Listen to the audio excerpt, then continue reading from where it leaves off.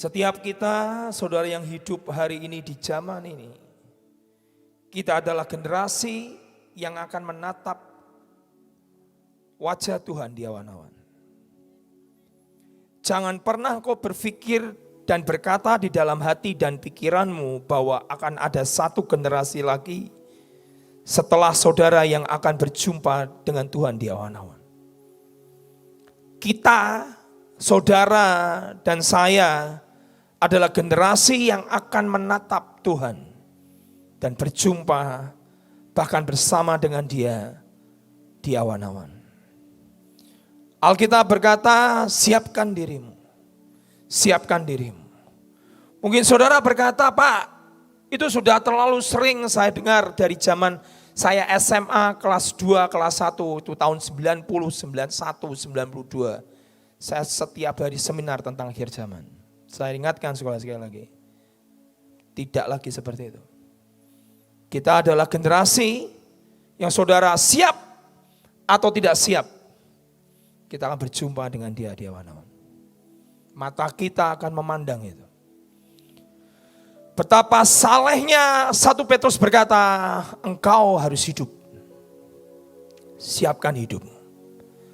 Jangan sampai apa yang di dunia ini ngedrag saudara. Apa itu Pak ngedrag? Narik saudara. Menghempaskan saudara. Menawarkan hati saudara. Membuat engkau tidak fokus. Membuat engkau tidak mencintai Tuhan. Membuat engkau tidak bisa berkata, ku cinta kau dengan segenap. Jangan sampai hati kita tidak bisa lagi segenap. Lagi hati kita dengan Tuhan karena dunia ini. Alkitab cuma berkata, cast your care upon the Lord. Buanglah segala khawatir dan kesusahanmu kepada Tuhan. Because He cares for you. Karena Dia yang memelihara dan yang merawat saudara. Saudara, saya sebagai gembala di sini, salah satu staf gembala, kami mempunyai tugas mempersiapkan mempelai. Saudara harus siapkan hidupmu. Saudara harus siapkan gaunmu. Kalau gaunmu kotor, mulai bersihkan. Kalau gaunmu tercemar, mulai basuh dengan darah anak domba. Kalau hatimu masih cemar, hatimu masih pahit, hatimu masih marah, hatimu masih tawar, saudara kebaskan. Benam dalam hadirat Tuhan, bersihkan. Mempelai akan menjemput kita. Mata kita akan memandang Dia. Tidak ada satu generasi lagi. Ini generasi terakhir yang akan berjumpa dengan Tuhan di awan. Saudara siap atau tidak siap, kita akan tetap memandang Dia. Saudara tertinggal left behind, atau saudara terangkat, saudara tetap akan memandang Tuhan di awan-awan. Betapa salehnya engkau harus hidup. Judul khotbah saya adalah Where is my bride? Di mana mempelaiku? Hari ini Tuhan sedang bertanya. Saya enggak bilang ada panggilan raja atau yang lain, atau semua kita dipanggil sebagai mempelai. Firman berkata, Paulus berkata, aku mempertunangkan kau dengan Kristus. Semua orang Kristen dipertunangkan dengan Kristus. Kalau kita sudah dipertunangkan, kita sudah punya akad nikah. Orang Yahudi selalu berkata, sebelum engkau berjumpa dengan mempelai laki-laki, engkau akan dipersiapkan dahulu mempelai wanita. Kau harus menyiapkan gaunmu dulu. Kau harus menyiapkan, kau make up semua, siapkan dirimu seperti Ratu Esther. 6 bulan dia harus di spa. 3 bulan dengan mur, dengan minyak, kansai dan minyak semuanya untuk menghadap sang raja. Demikian kita. Kau harus didetoks, kau harus dibersihkan dari semua racun dunia yang coba masuk dalam hatimu, yang mencoba merusak hatimu. Kau harus dibersihkan, saudara. Karena kau akan menghadap sang raja. Semua saudara adalah mempelai. Tuhan Yesus tidak pernah berkata, kalian bukan mempelai. Seorang mempelai laki-laki hanya menjemput mempelai wanita. Dia hanya menjemput mempelai wanita. Semua kita mempelai. Tapi pertanyaannya adalah, apakah saudara well prepare? Saudara menyiapkan diri. Jangan-jangan saudara adalah hamba atau mempelai yang seperti mempelai yang bodoh, 5 gadis yang bodoh. Tuanku tidak datang-datang. Buat apa aku harus menanti lagi? Tuanku tidak datang-datang, buat apa pelitaku tetap menyala? Tuanku tidak datang-datang, minyakku sudah mau habis. Saudara berkata, mana buktinya? Sudah ngomong 2000 tahun yang lalu sejak Alkitab ditulis oleh Yohanes di Pulau Patmos. Sampai hari ini pun Tuhan Yesus belum datang. Saudara, saya ingatkan sekali lagi. Generasi ini, mata kita akan ketemu. Sudah terlalu banyak penggenapan. Ini tinggal selesai. Saudara, jangan sampai di akhir engkau gagal. Kau boleh kuat di awal. Kau boleh lari cepat di awal. Engkau boleh menggebu-gebu di awal. Engkau boleh berapi-api di awal. Engkau boleh berapi-api, engkau zeal Tuhan. Engkau passionate dengan Tuhan di awal. Tapi yang menentukan adalah kata akhir. Jangan-jangan kita sudah pudar. Jangan-jangan kita sudah hambar. Jangan-jangan kita sudah kecewa, dan kecewa. Kata akhir penting, saudara. Di akhir Tuhan akan berkata, who endures until the end. Barang siapa bertahan sampai akhir, to the end, will be saved, akan diselamatkan. Bertahan, saudara. Suatu kali ada seorang hamba Tuhan dari Amerika yang bermimpi seperti gambar di belakang saya. Dia cari istrinya di antara para mempelai. Di antara para wanita seperti Pak Salomo berkata, di antara ribuan wanita tidak kutemukan jantung hatiku. Hari ini Tuhan sedang bertanya. Dan hamba Tuhan itu tidak menemukan istrinya di antara wanita yang lain. Banyak sekali mempelai, dia cari istrinya di antara para wanita, dia tidak temukan. Dan tiba-tiba di dalam mimpi itu Tuhan Yesus datang di sebelah dia. Dan dia pun berkata kepada hamba Tuhan ini, aku pun tidak menemukan mempelaiku di antara para mempelai. Kitab Wahyu tentang jemaat Tiatira, Pergamus, saya nggak bahas itu hari ini. Efesus, Philadelphia, Tiatira. Ada 7 jemaat Allah di kitab Wahyu. Itu adalah kondisi gereja Tuhan di akhir zaman. Dan itu sudah ditulis 2000 tahun yang lalu. Dan itu kondisi kita di zaman-zaman ini. Dan Tuhan bertanya di antara 7 jemaat, di mana mempelaiku? Dari 7 jemaat hanya 1 jemaat yang Tuhan puji, yang Tuhan berkata, kekuatanmu tidak seberapa, tapi engkau setia. Hanya 1 jemaat yang dipuji bernama jemaat Philadelphia. Yang lain Tuhan mencela. Karena kehilangan kasih mula-mula. Karena sudah meninggalkan first love. Karena sudah tidak setia. Karena sudah tawar dengan dunia. Itu adalah kondisi gereja di akhir zaman hari ini. Dan dia bertanya, where is my bride? Di mana mempelaiku? Siapkan hidupmu, saudara. Saya pernah bersaksi, jaminan mimbar ini bukan jaminan untuk saya menghadap Tuhan. Tapi satu harapan yang besar di hati saya, sampai kalau saya ketemu dengan Tuhan, saya cuma satu, Tuhan berkata, hei engkau hambaku yang setia, you are the highly favored one, kau yang sangat aku cintai, masuk dalam perjamuan Tuhanmu. Berkali-kali saya bicara, tidak penting kau terkenal di bumi. Kalau engkau tidak dihormati surga. Saudara bisa terkenal di bumi, tapi surga tidak mengenal saudara. Saudara bisa tidak terkenal di bumi, tapi neraka ketakutan. Surga menghargai saudara. Surga menghormati saudara. Yang mana? Saudara mau terkenal di bumi, tapi di surga engkau gak dikenal. Saya kemarin pergi sekolah Alkitab, saya tanya sama anak sekolah Alkitab, 1 minggu saya khotbah. Kamu pingin terkenal di bumi atau terkenal di surga? Dua-duanya gak ada. Seringkali banyak sekali anak-anak Tuhan yang begitu passionate, zeal, cinta akan Tuhan, luar biasa yang saudara gak kenal. Tapi sorga mengenal dan menghormati, dan neraka pun gemetar dengan anak-anak Tuhan seperti itu. Jemaat hati, mari siapkan hidupmu. Kenallah, biarlah Tuhan mengenal saudara di surga. Maliaki 3 ayat 16. Mempelai yang pertama adalah mempelai yang tahu menghormati nama Tuhannya. Beginilah berbicara satu sama lain. Maliaki 3:16. Orang-orang yang takut akan Tuhan. Kalau saudara berbincang di antara orang yang takut akan Tuhan, Alkitab berkata Tuhan memperhatikan dan mendengarnya.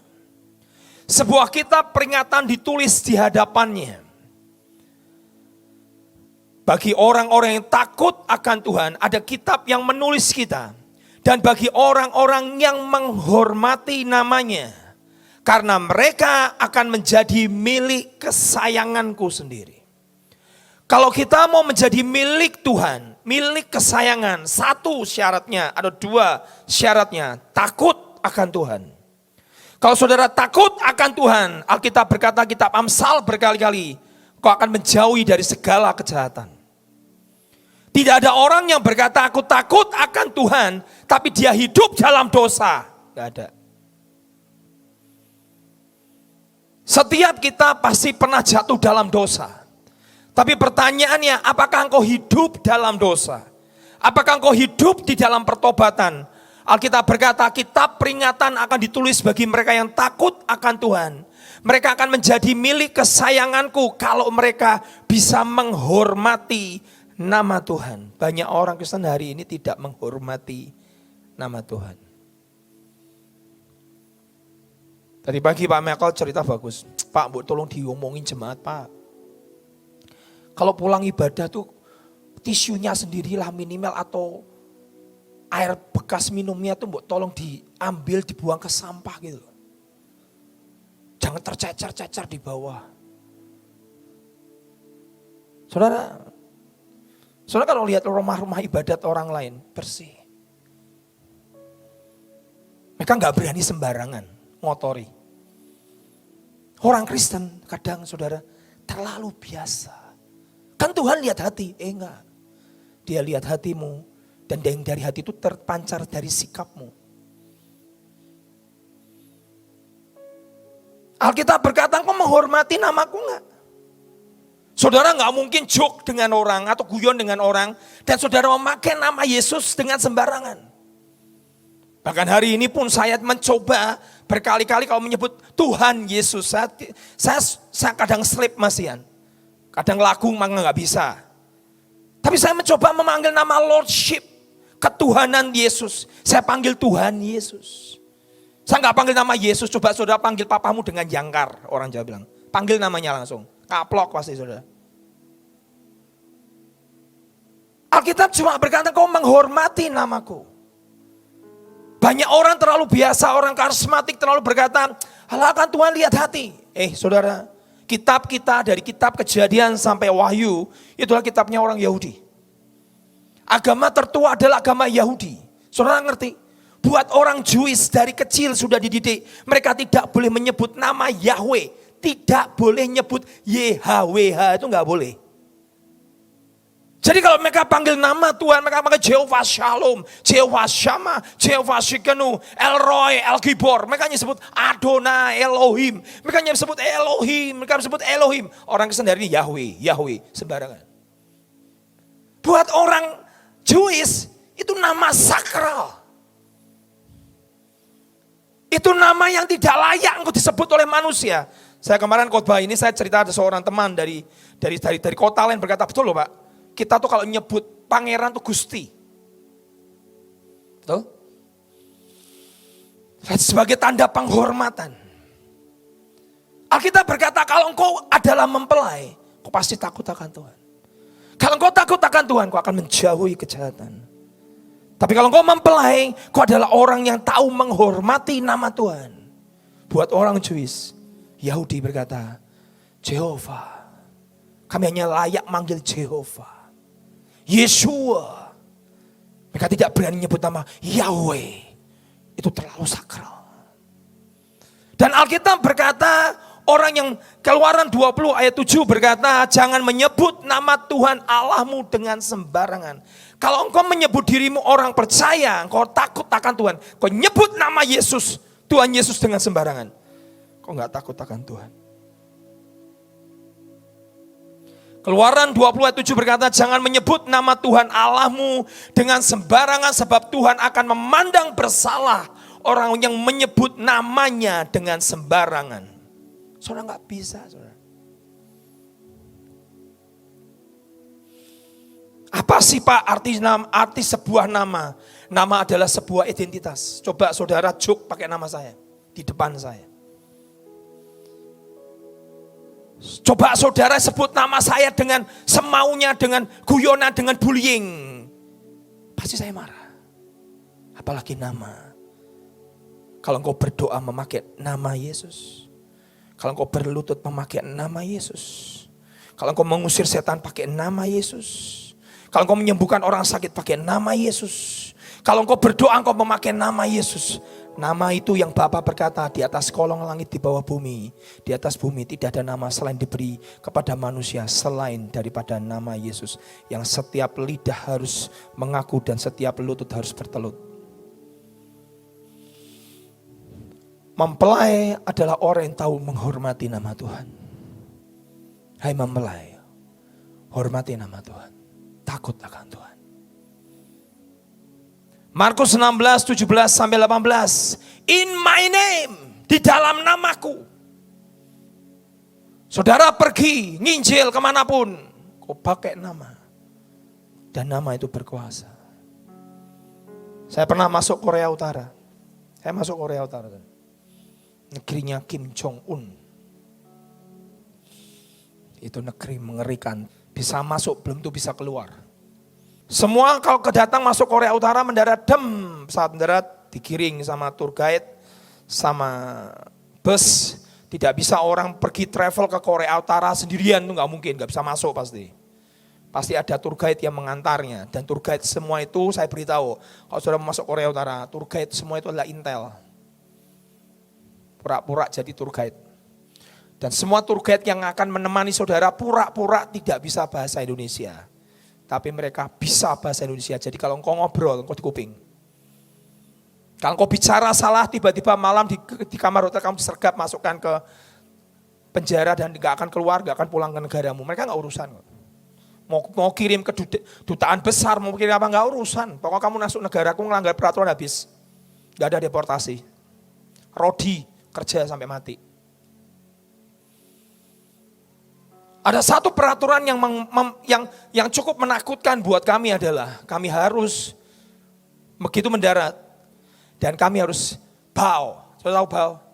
Harus sebagai lambang penghormatan kepada nenek moyangnya. Saya ngirim email kepada tour guide, pada travel agentnya. Saya nggak bisa. 7 di antara kami orang Kristen dan religi kami, agama kami tidak bisa. Kami Kristen. Gak bisa. Kami gak bisa. Dia berkata gak bisa, kamu gak bisa masuk. Kalau gak bisa ngomong dari awal, kami gak akan masuk. Tapi karena travel agentnya pingin duit, oh bisa diatur. Dia gak mikir belakangan, ini orang Inggris sebagai travel agentnya. Kami terbang, mendarat. Dan Tuhan, puji Tuhan kok malam. Tiba di sana tuh hampir jam 11 malam. Jadi karena kami tiba 11 malam, tour guide-nya yang adalah intel ngomong, kalian semua masuk hotel, besok pagi kita akan berikan hormat kepada kakek kami. Wah, saya sudah mules nih, bisa nggak pulang ini, bisa pulang tinggal nama ini. Tour guide-nya, travel agent-nya saya, kamu gimana?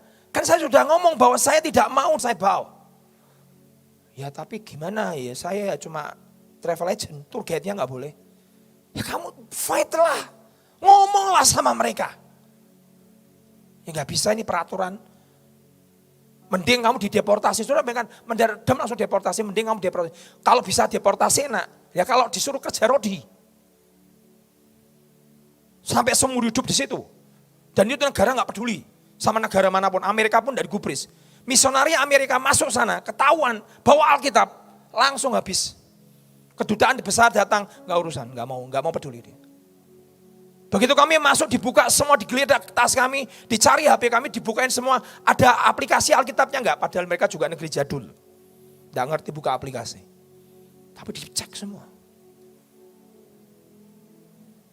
Dan pagi itu akhirnya tiba.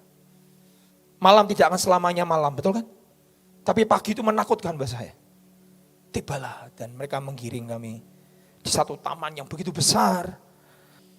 Saya berkata, saya hari ini suruh masuk Korea Utara lagi nggak berani. Kenapa saudara? Karena sudah wanted. Sudah tahu, waktu digiring kami itu dengan negara lain ada sekitar, kami total itu ada 40. Ada India, ada Switzerland, ada Inggris, pensiunan marinir Inggris datang ada situ. Mau kunjungan aja lihat-lihat, tapi kan mereka bukan orang Kristen. Jadi mereka mau bawa, mereka nggak masalah.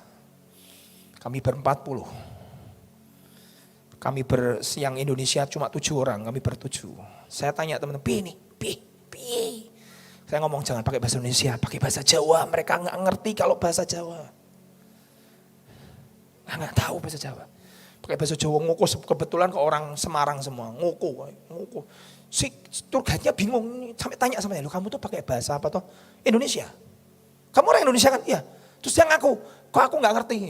Dalam hati, goblok kamu ya gak tahu tuh ya. Saya pakai bahasa Jawa. Saya ngomong, ini piye, iki pripon mas, iki pripon. Saya ngomong, iki bagaimana? Kita digiring. 7 teman saya ngomong, ya pokoknya kita gak mau. Ya kamu ngomong gak mau, tapi pimpin regukan saya menghadap. Tiba-tiba Tuhan kasih hikmat. Lihat nih, arti sebuah nama. Kalau engkau tidak bisa menghormati nama Yesus, yang Bapa pun berkata kepadanya aku berkenan. Sudah kepepet, yang negara lain sudah turun semua, digiring memberikan hormat, kami ber-7 di belakang taman itu. Saya berdebat dengan tour guide 2 ini. Maaf, kamu paksa saya untuk di sana, nggak bisa. Kenapa? Kamu langgar peraturan negaraku. Ini Korea Utara, North Korea, bukan South Korea. Ini North, ini Korea Utara. Ya, kamu ingat satu nama, siapa? Presiden Soekarno. Kenal nggak nama itu? Bapak tahu dari mana? Saya akan searching Google. Oh, kenal toh. Itu kamu tahu siapa? Siapa? Itu presidenku yang pertama. Oh, presidenmu yang pertama, iya. Kamu tahu nggak? Saya ngomong sama dia kasih anggrek di negeri ini.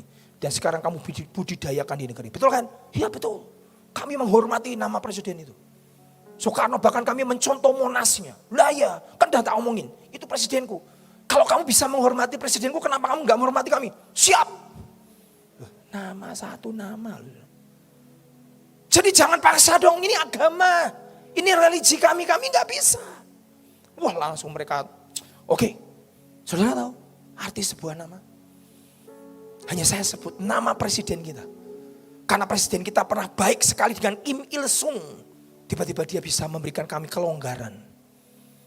Apalagi engkau mengenal nama yang seluruh malaikat, seluruh neraka gentar, kata Yakobus. Dia mengetahui satu nama Yesus dan mereka gemetar. Makanya saya bisa ngerti orang Yahudi kalau menyebut nama Yahweh dengan gemetar, itu nama penuh kuasa. Kita berkata, kau menjadi milik kesayanganku kalau engkau bisa menghormati nama Tuhanmu. Di dalam namaku engkau akan mengusir setan, di dalam nama Yesus. Markus 16, 17, 18. Di dalam nama Yesus engkau akan berbicara dengan bahasa yang baru. Di dalam nama Yesus engkau akan mengambil ular dan kau tidak akan menjadi hangus. Di dalam nama Yesus engkau akan minum racun maut dan racun itu tidak akan membunuhmu. Di dalam nama Yesus. Coba saudara pakai namamu. Enggak laku saudara. Suatu kali saya pernah iseng sama Tuhan dan doa saya dijawab. Saya tuh ngomong gini, Tuhan, Lambok, sesekali zaman, sudah masih ingat di zaman pada saat ada satu anak kerasukan setan, satu sekolah kerasukan. Ingat? 4, 5, 6, 7 tahun yang lalu. Satu anak kerasukan, satu sekolah langsung tinggal tempel, ketularan kerasukan semua.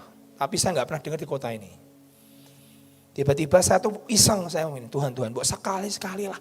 Saya tuh tak masuk di sekolah yang satu sekolah kerasukan setan semua. Loh kok Bapak nantang? Gak nantang, saya tuh mau membuktikan bahwa nama Yesus itu penuh dengan kuasa. Doa saya dijawab, saudara. Tiba-tiba saya di yayasan, saya ditelepon, Pak, bisa minta tolong. Kenapa? Bapak kan pendeta. Saya sudah panggil semua dukun, Pak, gak ada yang bisa. Kenapa? Sekolah saya satu sekolah dirasuk setan. Saya begini, yes, mau saya.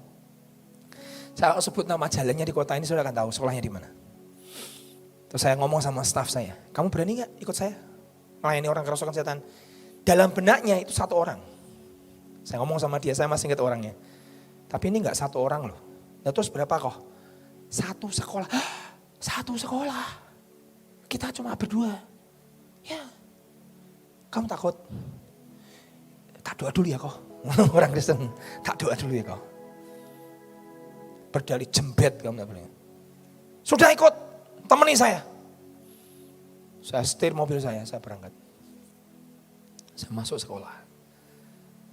Kenapa kok Bapak berani? Saya tuh punya pengalaman dengan Pak Victor sebabnya. Waktu kami ini masih muda.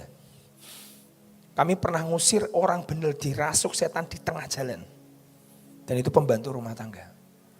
Kami melihat di depan mata 5 tukang becak pegang pembantu rumah tangga yang cewek itu terpelanting. Dipegang cuma sekali kebas. Bam! Itu 5 keplanting semua. Dan hari itu kami bisa ngomong begini, di dalam nama Tuhan Yesus yang aku sembah, terikat. Bisa gini. Serius. Wih, keren. Nama Tuhan Yesus keren ya. Mereka 5 sampai mereka, wih, sakti. Jangan sakti, nama Yesus. Coba pakai namamu. Ketawa lah sudah. Akan tertawa, lu siapa? Dan pengalaman itu membuat saya berani ke sekolah itu. Masuk, saya lihat satu kelas dibuka, itu anak sudah, teriak, gembar-gembar, ada mutar-mutar, jempal-jempal. Dan papa mamanya itu lagi jemput mereka mau pulang dari camp. Jadi anak satu kerasukan di camp, pulang ketularan semua satu sekolah di kelas itu semua. Teman saya yang ketakutan bilang, ini Beko, kamu ikut saya, lihat saya sebentar. Habis itu kamu ke kelas sebelah. Kita bagi tugas, cuma berdua kami. Saudara ngerti? Hanya dengan satu nama. Di dalam nama yang seluruh langit akan berlutut, setiap lidah, bumi, neraka gemetar. Itu nama Yesus. Aku cut kau, berhenti. Bam, bam, bam, bam, bam. Sembuh. Pokoknya teman saya, nama Yesus. Masuk dia sebelah, dihajar pakai nama Tuhan Yesus. Dan setan pergi. Nama itu penuh kuasa. Tapi kalau engkau menghina atau engkau menganggap enteng nama itu, dalam hidupmu tidak akan ada apa-apanya. Satu kali di Kisah Rasul pasal 4 ayat 12 tolong dibuka. Dan keselamatan tidak ada di dalam siapapun juga selain di dalam Dia atau Yesus.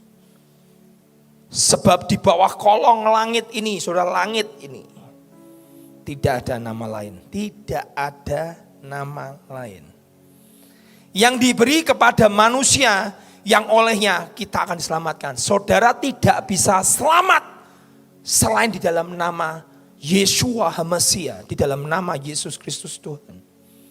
Tidak bisa selamat di bawah kolong langit ini. Di bawah kolong langit ini nama itu sangat membuat setan gemetar, scare, tremble. Dan saya suka dengan ayat ini. Kisah Rasul 19 ayat 15 dan 16. Hari itu Paulus memberitakan Injil dan dia mengusir setan di dalam nama Yesus. Bahkan firman Tuhan berkata, kalau sudah baca di Kisah Rasul pasal yang ke-19, hari itu Paulus menyembuhkan mereka, sapu tangannya diambil, dilemparkan ke orang, bam, sembuh. Sapu tangannya Paulus diambil, dilemparkan, bam, sembuh. Gara-gara cuma sapu tangannya. 7 anak sekewa orang Yahudi, kepala imam, tukang sihir melihat, oh, Paulus memakai nama Yesus. Sudah lihat baik-baik. Dan ayat yang ke-15, 16, Kisah Rasul 19. 7 anak sekewa itu yang mencoba mengusir setan memakai nama Yesus. Dan orang yang dirasuk roh jahat itu menerpa mereka. Menerpa anak sekewa. Dan menggagahi mereka. Ini anak 7 anak sekewa diperkosa sama setan. Semua dan mengalahkannya, digagahi dan dikalahkannya. Sehingga mereka lari dari rumah orang itu dengan telanjang dan luka-luka. Loh saudara, anak sekewa memakai nama Yesus, setannya gak pergi.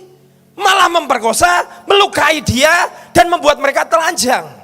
Apa bedanya dengan kita yang kita memakai nama Yesus?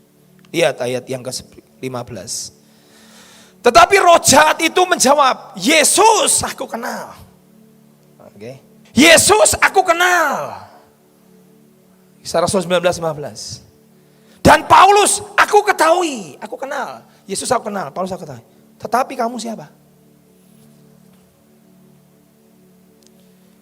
Saya lebih suka dikenal di surga daripada terkenal di bumi.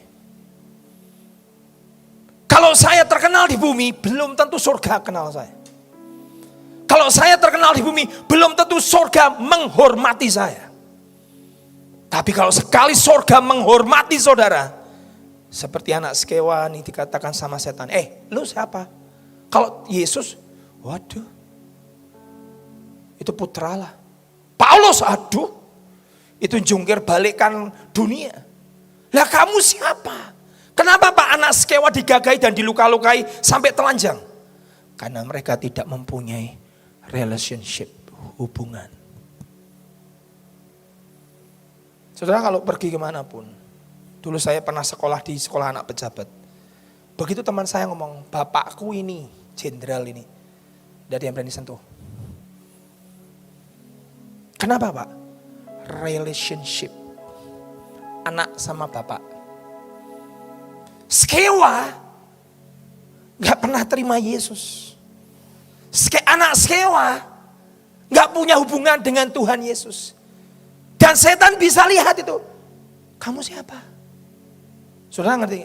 Di alam roh. Kalau engkau tidak ada tudung Tuhan, tidak ada Tuhan Yesus dalam hidupmu, kau telanjang. Di mata setan kau telanjang. Dan saudara bisa dihabisi. Tapi kalau engkau punya relationship, hubungan dengan Tuhanmu, tiba-tiba engkau memakai sebuah baju kemuliaan di dalam tubuhmu, yang setan tidak berani sentuh. Makanya dia berkata, Yesus aku kenal, aku gemetar, Paulus aku ketahui, tetapi kamu siapa? Hari ini Tuhan bertanya, apakah surga mengenal saudara? Apakah surga menghormati saudara? Jangan-jangan saudaranya terkenal di bumi, tapi tidak dihormati surga. Saya kepingin, saya gak penting dikenal di bumi. Yang penting saya terkenal di surga. Dan seluruh neraka gemetar dengar nama saya. Begitu Paulus masuk ke kota, ini yang jungkir balikkan dunia. Wow, neraka kenal loh. Neraka ngitung loh kalau orang ini masuk. Kalau Bu Aneng masuk, aduh kalau ini, aduh. Jam 12 sukanya teriak-teriak, aduh. Jam 12 sudah ngambil berkat. Saudara, surga kenal. Setan tahu loh. Jangan sampai setan kenal saudara, saudara ini kosong. Saudara gak ada apa-apanya. Saya pernah cerita kemarin. Maria itu Tuhan itu sampai bangga berkata, you are highly favored one. Engkau yang sangat dihormati, dicintai, dikagumi Tuhan. Engkau berhak melahirkan seorang Mesias. Karena engkau adalah perawan di antara, engkau berbahagia di antara semua wanita di muka bumi ini. Hari itu seluruh wanita gadis di Israel berharap bisa melahirkan Mesias.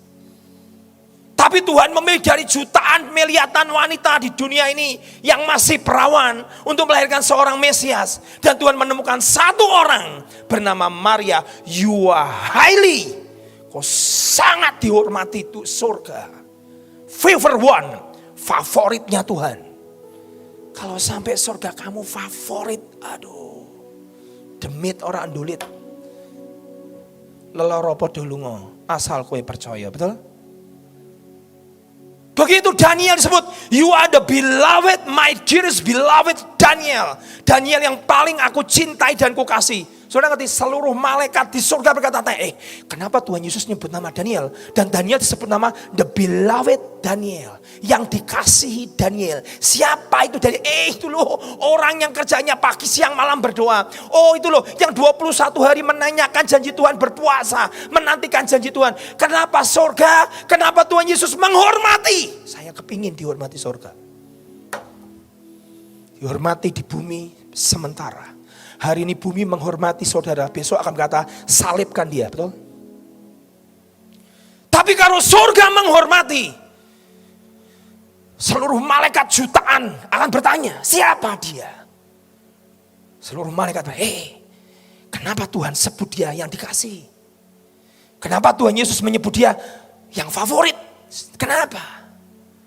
Kenapa surga sampai disebut sahabat Allah? Siapa itu? Abraham. Sampai Bapak berkata, sahabatku. Saudara, surga cari tahu saudara, ini siapa? Kok sampai Tuhan mengagumi saudara? Bayangkan, bukankah itu sebuah kebanggaan? Kalau engkau dikenal dan dicintai Tuhan. Bermegahlah karena engkau dikenal Tuhan. Bermegahlah kalau surga hormat kepada saudara. Gak penting hormat manusia. Kau dihormati sewajarnya aja. Tapi lebih terpenting adalah surga menghormati saudara. Yesus aku kenal. Paulus aku tahu. Kamu siapa? Saya tanya, kamu siapa? Saya pernah dengar seorang pendeta ngusir setan pakai gitar. Nyanyi. Dalam nama Yesus. Pendeta ini pendeta. Ini pendeta. Kalau minggu pasti kebaktian dan khotbah. Nyanyi. Setannya bisa ngomong. Pak pendeta gitarmu fales. Lu piye? Kalau sampai setan ngomong gitarmu fales artinya kok gak ada powernya. Maaf loh. Saya pernah gak tak teruskan. Hari itu pendetanya ngomong gini. Saya Pak dulu skeptik dengan orang-orang karismatik. Gak suka saya. Kalau saya nikah. Istri saya jemaat Bapak. Waduh. Cialat. Loh kenapa Pak? Tiap minggu saya ngantar dia ke gereja. Saya ini orang pendeta. Buku saya tuh satu pickup. Buku semua. Saya garis keras, Kristen garis keras. Saya gak percaya mujizat, saya gak percaya nengking setan, saya gak percaya namanya mujizat itu sudah selesai. Kok istri saya, jemaatnya Bapak, fanatik lagi. Sukanya berdoa, waduh. Ya, tapi namanya cinta sudah melekat tai kambing rasa coklat, ya sudah. Saya harus antarkan dia ke gereja. Saya drop di gereja, saya tunggu di luar. Itu kebaktian orang teriak-teriak musiknya banter kayak musik rock. Menghina. Ini padahal pendeta. Wah, tiap kali pulang istri saya tak sendiri. Kamu perlu teriak-teriak pakai mic keras-keras, main drum, judar. Apa emangnya Tuhanmu tuh enggak dengar? Tuhanmu sama Tuhanku sama. Istrinya cuma diam. Sampai waktunya tiba. Wah, saya hina istri saya bully lah. Habis istri saya bully habis-habisan. Saya waktu dengar ceritanya Pak Pendeta ini, Bapak tahu apa yang terjadi? yang mengubah saya. Apa Pak? Tiba-tiba saya dosen, saya pendeta, saya pastoral, saya ngajar, saya khotbah. Tiba-tiba ada sesuatu terjadi. Kenapa Pak? Tiba-tiba ada mahasiswa saya kerasukan setan. Kalau saudara ingat zaman eng ing eng, iya kamu. Semua murid lihat satu murid kerasukan. Ini dosen lihat bingung. Aku kok gak pernah diajari ya? Terus dia telepon istrinya. Mah, ngusir setan gitu. Pendeta lah saudara. Pendeta lah saudara, ngusir setan tanya. Kalau di tempatmu kan biasa ngusir setan toh mah? Ya. Siti mah bantu saya.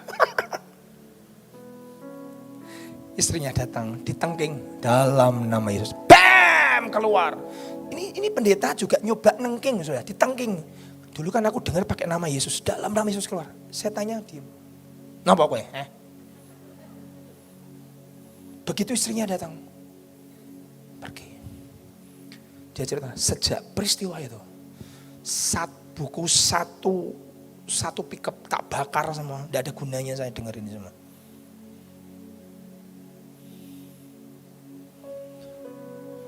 Pertanyaannya, saudara punya relationship dengan dia nggak? Yang sampai surga berkata, aduh kalau ini favoritnya Tuhan. Di surga tuh kalau kumpul Mikael, Gabriel, Musa, Elia, Abraham, kau dengar nama yang gitu, wah. Asik gitu, asik gitu. Daripada saudara terkenal di sini, saya pingin terkenal di sana. Jutaan malaikat kalau ketemu, Sir. Tapi yang dihormati surga, belum tentu dihormati di bumi. Kapan nama Yesus diberikan nama di atas segala nama, yang sampai setiap lutut bertelut, sampai setiap lidah mengaku, sampai di atas kolong langit surga mengaku bahwa bumi neraka dan bumi di atasnya mengaku tidak ada nama selain daripada nama yang penuh kuasa dan dihormati Bapa di surga selain nama Yesus. Pada saat apa? Pada saat dia naik di atas kayu salib.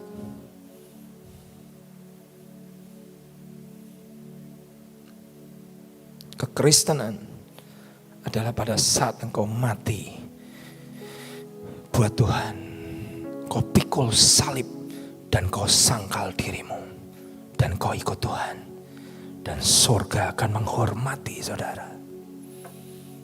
Saya lebih bangga kalau surga menghormati saya. Saya lebih bahagia kalau Tuhan berkata, my favorite, cintaanku. Setiap kali kita menghadap, saudara gak banyak kata sih, cuma neteskan air mata. Dan Tuhan bertanya, ada apa nak? Ada apa? Saudara sekali Tuhan ngomong, ada apa nak? Itu malaikat, Tuhan kok sampai tanya kenapa? Kok cinta banget sih Tuhan sama dia? Seluruh malaikat tuh akan cari tahu siapa engkau. Amin. Lebih baik neraka gemetar dengar namamu dan surga menghormatimu, dan kau tidak dikenal di bumi tidak masalah. Suatu kali saudara, ada seorang hamba Tuhan ajak stafnya pergi untuk nonton bioskop. Dan kemudian hamba Tuhan ini ngajak satu keluarga, yuk ikut kami nonton bioskop. Ya. Pada saat mereka pergi, mereka nonton bioskop. Apa yang terjadi Pak? Mereka masuk, mereka lihat film. Dan adalah biasa, kalau orang nonton bioskop selalu ada umpatan, kata-kata yang kasar, kotor, dan segala macam keluar. Apalagi film Hollywood. Dan keluarga ini sudah mempunyai komitmen. Satu keluarga seperti Bapak Ibu ini. Dia masuk dalam bioskop karena diajak pendetanya. Di tengah nonton, tiba-tiba satu keluarga ini berdiri dan keluar. Dan dia duduk di lobi. Dia tidak melanjutkan film itu sampai selesai. Dan pendeta ini datang, selesai dia nonton film bersama stafnya, tertawa-tertawa, lihat filmnya bagus, kemudian dia keluar, dan kemudian dia tanya sama keluarga ini, Bapak kenapa kamu tidak selesaikan filmnya? Apakah filmnya jelek? Oh enggak. Terus kenapa Bapak keluar satu keluarga sama istri sama kedua anakmu? Saya enggak bisa. Enggak bisa kenapa? Tadi saya dengar nama Tuhan Yesus dihujat di film itu. Berkali-kali. Dan kasar sekali. Saya tidak bisa. Si pendeta, lupa carikan saya film Hollywood. Yang tidak ada nama menghujat nama Tuhan Yesus. Ya masih ada. Tapi banyak sekali dibuat nama sebagai hujatan. Pendeta ya itu kan hanya film Pak. Bapak rumah tangga ini ngomong sama istri dan keduanya. Kami tidak bisa. Si pendeta dikotbahin. Kami menyembah memakai nama Yesus. Kami memuji memakai nama Yesus.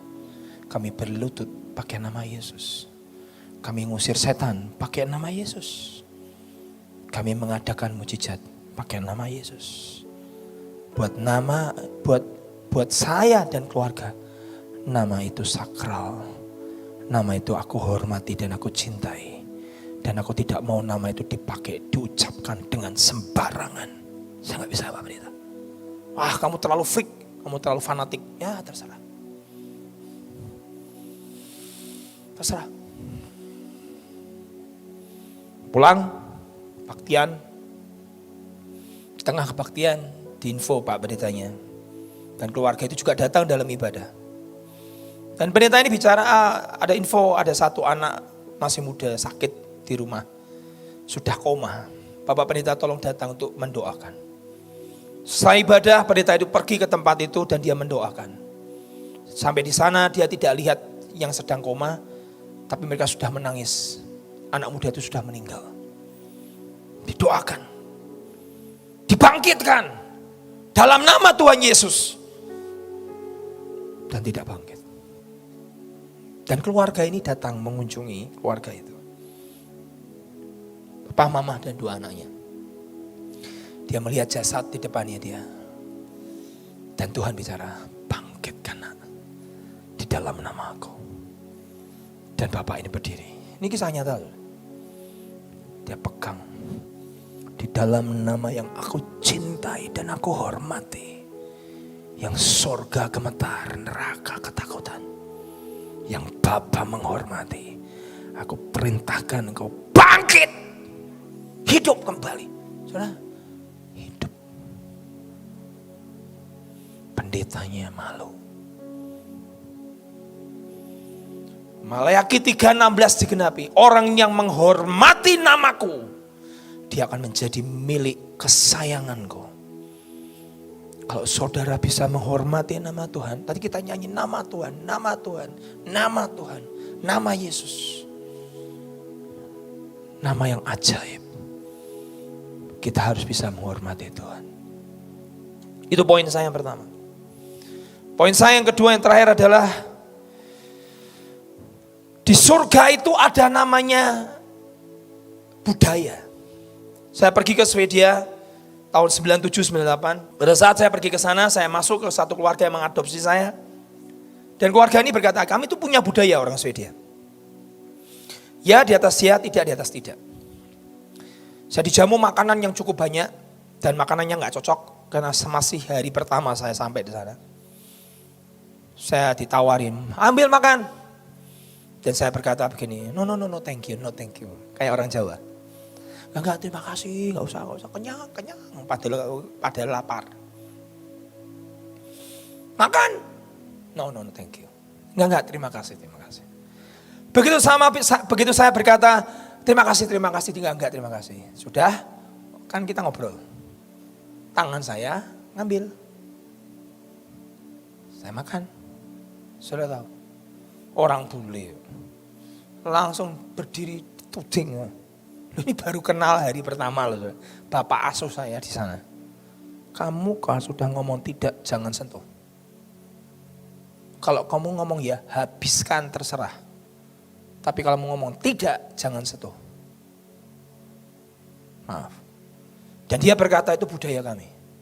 Sekali ngomong ya, ya, tidak, tidak. Negara punya culture. Suku punya culture, budaya. Surga punya budaya. Budaya surga itu apa, Pak? Lihat bersama di Matius 20 ayat 25. Tidaklah demikian di antara kamu barang siapa ingin menjadi yang terbesar. Kau ingin jadi yang terbesar? Kita berkata apa? Di antara kamu hendaklah menjadi apa? Pelayan. Budaya surga, engkau terbesar. Kau pasti jadi pelayan. Bukan jadi raja, jadi pelayan. Dan barang siapa ingin menjadi terkemuka, menjadi yang nomor 1, first ranking bahasa Inggrisnya, influence and honor, dalam pengaruh dan hormat, engkau ingin menjadi yang terkemuka dalam pengaruh dan kehormatan di antara kamu, hendaklah ia menjadi hamba. Bahasa Inggrisnya berkata slave, budak. Saudara tahu, saya baru tahu, Tuhan Yesus itu memikul salib dari bawah sampai naik ke atas kayu salib, itu tidak pakai kasut. Simbol apa, Pak? Budak. Engkau mau jadi yang nomor 1. Kau menjadi nomor terkemuka. Kau menjadi yang terpandang. Surga punya budaya. Apa? Jadilah budak. Jadilah hamba. Makanya saudara, engkau para pelayan usher di sini. Mari Pak, silakan duduk. Kau sedang latih culture surga. Layani.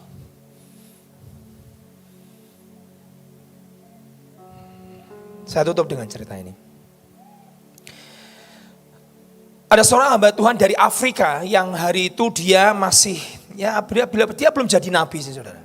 Dia masih jadi orang biasa dan dia mau pelayanan. Tiba-tiba ketemu dengan teman, tiba-tiba dia sembahyang, dia berdoa, dijamah Tuhan, Roh Kudus. Dia terkapar, jatuh, disambar kuasa Tuhan.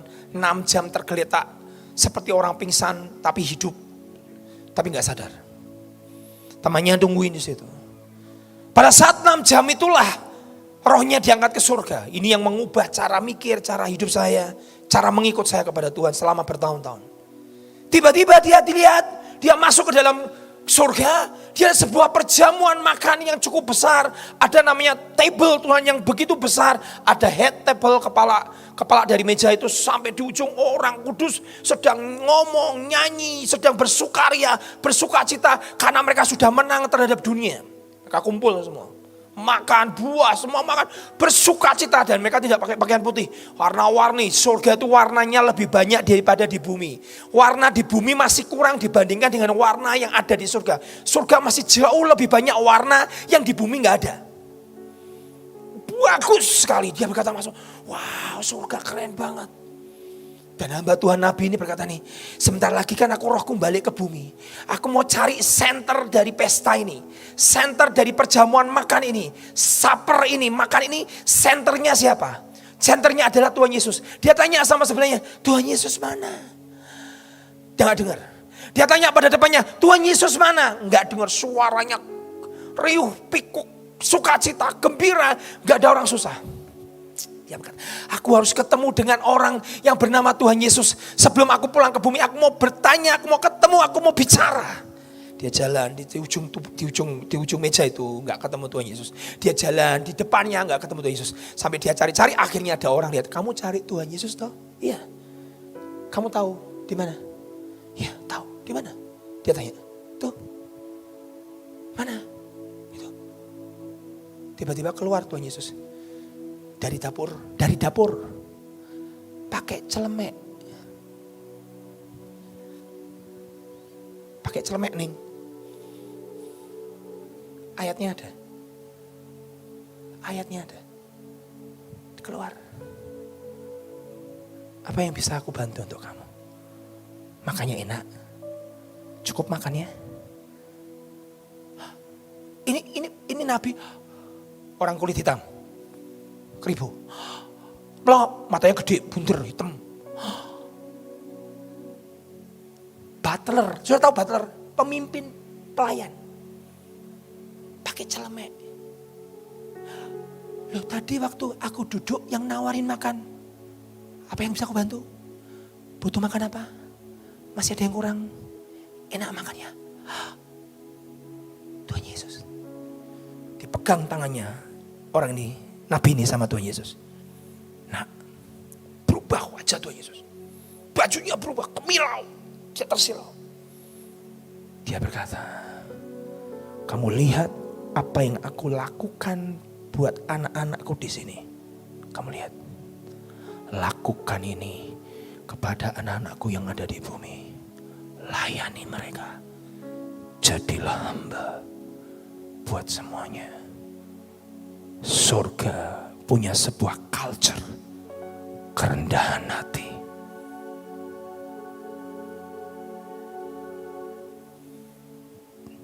Dia terbangun. Dia ngomong sama temannya, berapa jam aku di sini? 6 jam kamu. Ngapain? Gak tahu. Oke, ambilkan aku Alkitab. Diambil Alkitab. Aku harus cari tahu firmannya di mana. Ayat terakhir. Saat diambil Alkitab buku itu, tiba-tiba ada angin masuk ke jendela. Dan Alkitabnya buka. Bam. Buka. Lihat, baca sama-sama. Lukas 12 ayat 37. Ini ayat yang dia baca. Berbahagialah hamba-hamba yang didapati tuannya berjaga-jaga. Saudara berjaga-jaga ketika ia datang. Kalau bahasa Inggrisnya berkata, the servant who are ready, siap, and waiting for his return, yang menantikan kedatangannya will be rewarded. Engkau yang menantikan kedatangan Tuhanmu, engkau akan diberi upah. Saudara tunggu kedatangan Tuhan hari ini. Lihat nih, ayat ini mengubah saya. Aku berkata kepadamu, sesungguhnya Tuhan Yesus ini ianya kecil Tuhan Yesus. Dia memberikan sebuah perumpamaan. Sesungguhnya ia akan mengikat pinggangnya dan mempersilahkan mereka duduk makan. Dan ia akan datang melayani mereka. Bahasa Inggrisnya berkata, I tell you the truth. Aku beritahukan kebenaran. He himself will sit them. Saudara yang menang dengan bumi ini, mengalahkan dunia ini, Tuhan akan dudukkan saudara. Dan ayat ini bagus sekali, yang Aning suka. Dan Tuhan put on an apron, celemek. Tuhan pakai celemek.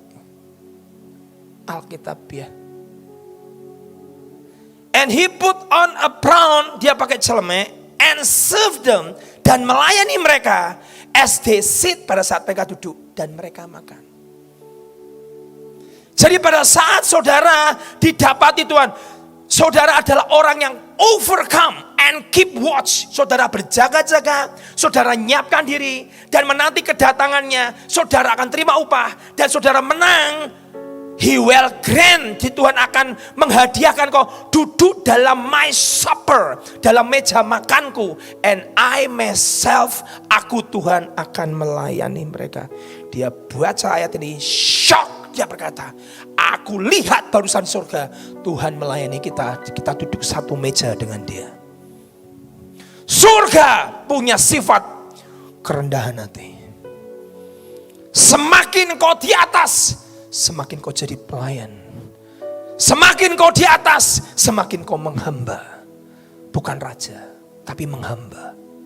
Semakin kau di atas, semakin kau akan membasuh kakimu buat yang lain. Dan Alkitab berkata, dikatakan, ayat terakhir berkata di sini, katakan Yohanes 13:14. Jadi jika aku Tuhan membasuh kakimu, Yohanes 13:14, aku yang adalah Tuhan dan aku adalah gurumu, maka kamu pun wajib juga membasuh kaki saudara-saudara. Satu, hormati dan takut akan Tuhan. Dua, kerendahan hati. Kunci surga engkau dihormati, kerendahan hati. Satu kali Rick Joyner diangkat ke surga. Wah, lihat malaikat 5 meter, soalnya bangga 5 meter tuh seperti ini mungkin tingginya. Ini mungkin 7-8 meter segini. Gede. Oh. sayap gede, perisai, kemilau, sampai silau, shield gede-gede, bronze, perak, emas berkilau. Rick Joyner, wah silau Tuhan. Ya. Tiba-tiba Rick Joyner diangkat, naik ke gunung sama Hikmat, yaitu Tuhan Yesus sendiri. Sampai di atas, kemudian Tuhan ngomongnya, Rick, pakai jubah ini. Dia lihat, oh Tuhan, malu aku pakai ini. Jubahnya kok kayak gembel. Jubahnya kok kayak pemulung. Hikmat berkata kepada Rick Joyner, pakai nak. Terpaksa dia pakai. Dia pertama protes, mau pakai baju jubah yang kayak itu loh, orang-orang kudus yang itu loh. Kemilau. Bersinar, keren Tuhan. Wow, gede, kayak malaikat. Banyak orang kudus dia lihat gitu. Tapi pada orang kudus yang pakai baju-baju kemilau, sudah tahu, itu banyak panah kena ke tubuhnya. Rick, di akhir zaman hanya satu kuncinya, pakai jubah ini. Dia pakai. Ayo turun di kotaku. Begitu dia turun dari gunung, sudah tahu, semua malaikat yang tingginya satu hotel 5 meter, 6 meter, 7 meter, lihat Rick pakai jubah itu. Jubah yang dipakai jubah pemulung. Sir, any order? Sir, semua. Oh keren. Semua hormat Tuhan sama aku. Ini ada apa mereka hormat sama aku? Karena jubah itu. Dia tanya, memangnya jubah ini kenapa Tuhan? Ini adalah jubah yang aku pakai pada saat aku hidup di muka bumi ini. Dan surga mengenal, dan surga mengetahui, dan surga menghormati. Dia tanya, jubah apa itu Tuhan? Jubah kerendahan hati. Tuhan Yesus berkata, belajarlah daripadaku, aku lemah lembut dan rendah hati. Surga punya sifat kerendahan hati, melayani, menjadi hamba. Kau terbesar, jadilah hamba. Kau termuka, jadilah budak. Basuh kaki saudaramu. Amin. Mari panggil saya. Ku menyembahmu,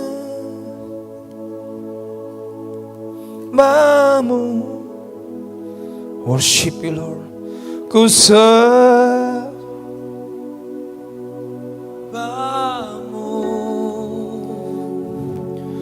ku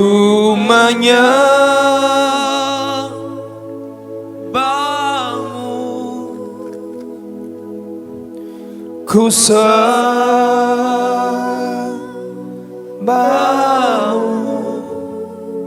sebab namamu kudus, kudus Tuhan.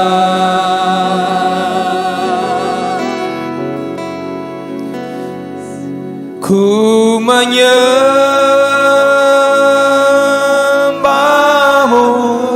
worship you Lord. Mari sembah. Ku sembahmu,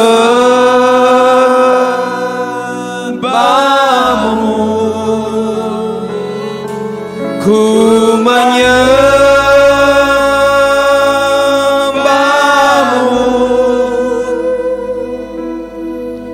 ku sembahmu,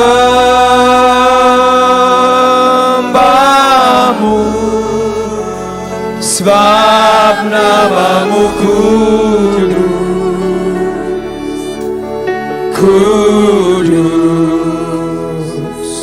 Tuhan. Ku masuk ruang maha kudus, ku masuk ruang maha kudus. Mari datang, masuk saudara. Dengan darah anak domba, masuk dengan hati tulus. Jangan ada yang lain. Menyembah yang maha kuasa. Ku masuk ruang maha kudus dengan darahmu, dengan darah anak domba.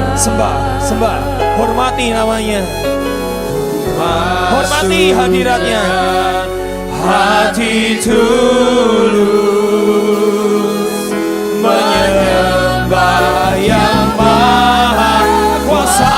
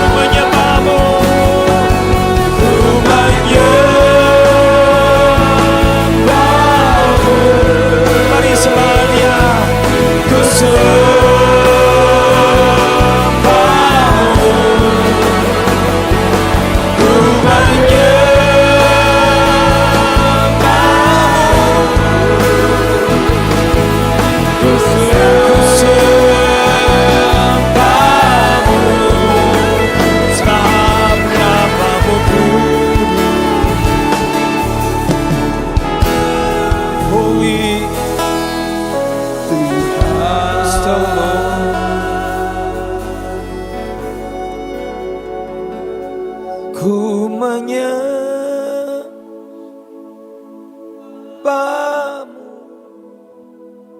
sembah Engkau Tuhan.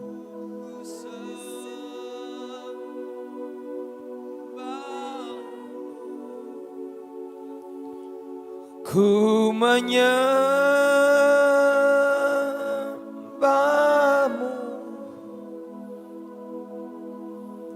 ku sembah-Mu,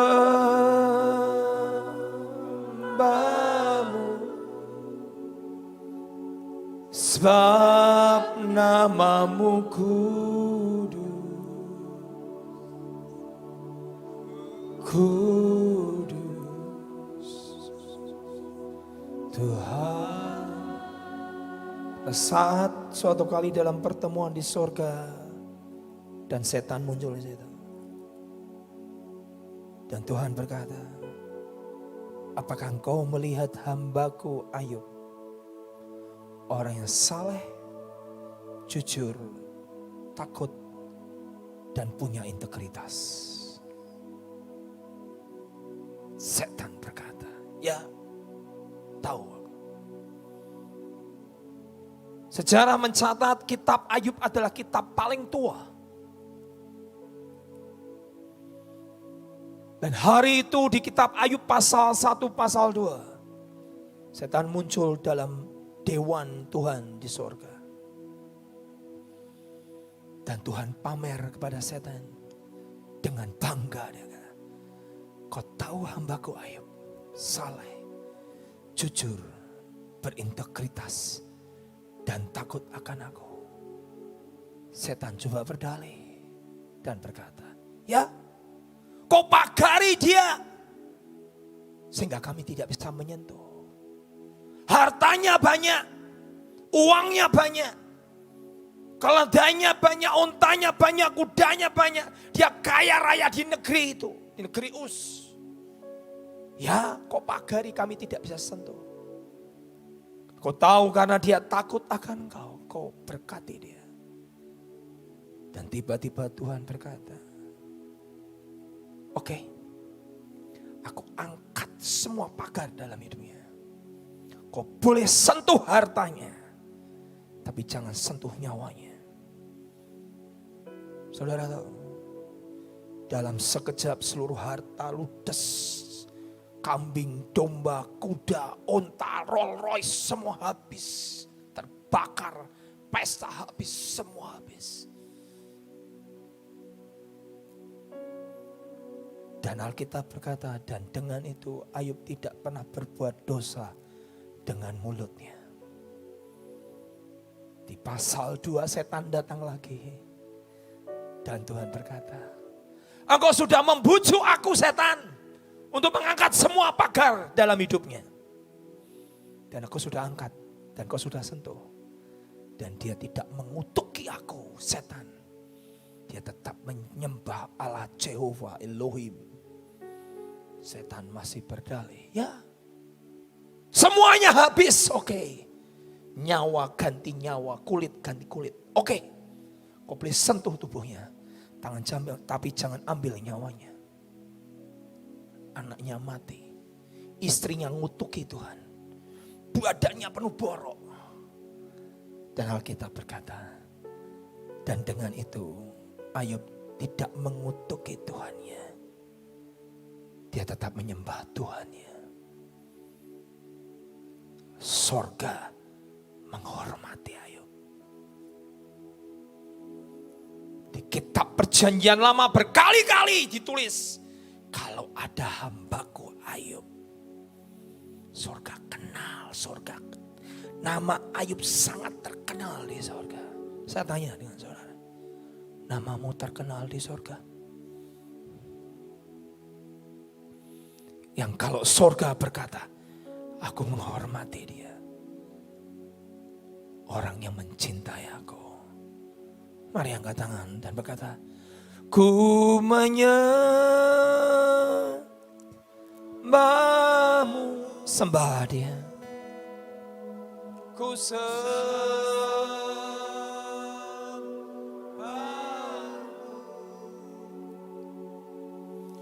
ku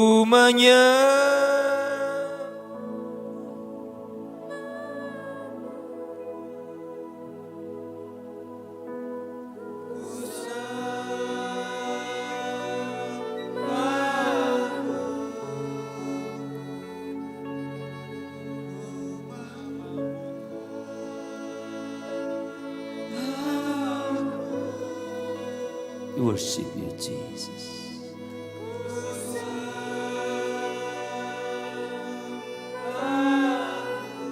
Yes, Lord, I worship. Lord, I worship you. Angkat kedua tanganmu dan sembah Tuhan. I worship you. Lord, I worship. Lord, I worship you. In your presence, Lord, I worship you. Ku menyembahmu, ku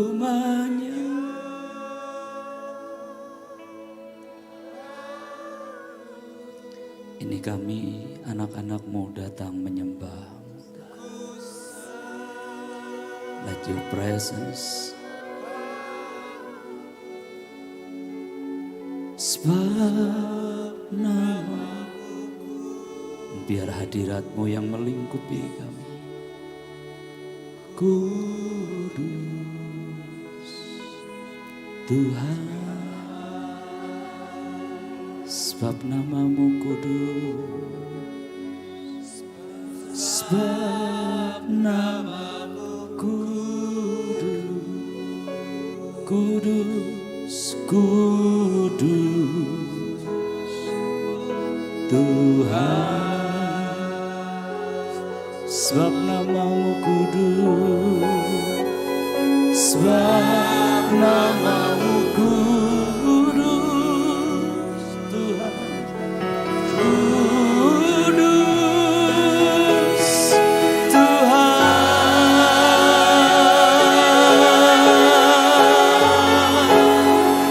sebab namamu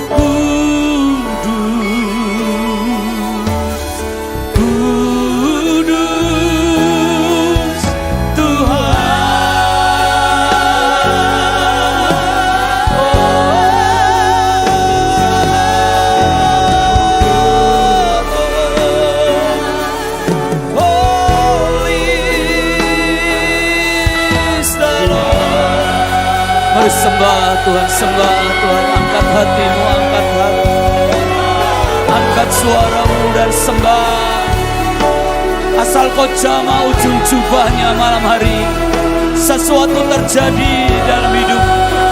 Mari mendekat dan sembah, biar ujung jubahnya memenuhi baitnya, biar ujung jubahnya memenuhi hidup kita malam hari. Tuhan sembah.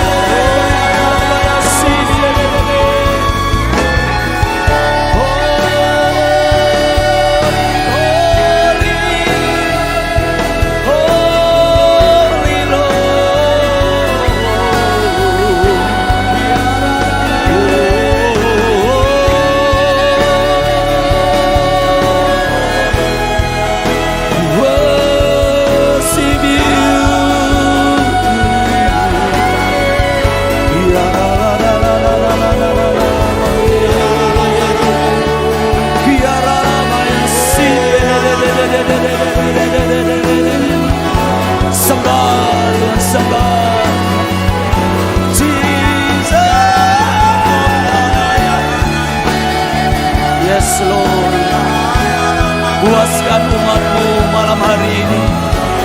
menyembah Engkau Tuhan. Oh,